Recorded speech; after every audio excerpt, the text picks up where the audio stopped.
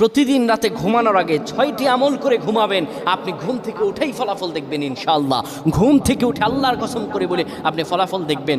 ঘুমাবেন আপনি গুনার বোঝা নিয়ে, ঘুম থেকে উঠে আপনি নিষ্পাপ হয়ে যাবেন ইনশাআল্লাহ, কোনো গুনাহ থাকবে না। যদি প্রতিদিন আপনি ঘুমানোর সময় এই 6টি আমল করে যেতে পারেন, 3বার করে করবেন।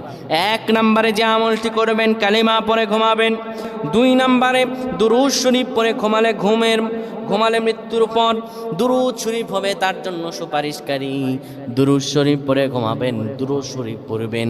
3 নম্বরে ঘুমের দোয়া পড়বেন। ঘুমের দোয়া পড়ে যদি ঘুমাতে পারেন, সারা রাত ইবাদত করার সওয়াব আল্লাহ আমল নামায় দিয়ে দিবেন। 4 নম্বরে আয়াতুল কুরসি পড়ে ঘুমাবেন। আয়াতুল কুরসি পড়ে কেউ যদি ঘুমায়, ফেরেশতারা তাকে সারা রাত পাহারা দেয়। ফেরেশতারা তাকে সারা রাত পাহারা দেয়। আয়াতুল কুরসি পড়ে ঘুমাবে।